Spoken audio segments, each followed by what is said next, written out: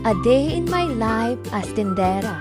Good morning mga Chang! For today's video, another negosyo tips ni Chang upang mapalago natin ang ating sari-sari store. Isa sa dahilan ng paglago ng sari-sari store ay ang maayos na inventory.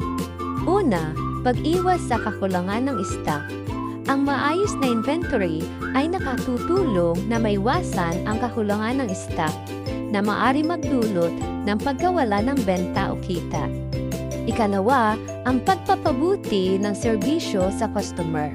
Ang maayos na inventory ay nakakatulong na matugunan ang mga pangangailangan ng mga customer upang hindi na sila lumipat sa iba. Ikatlo, pag-iwas sa sobrang stock.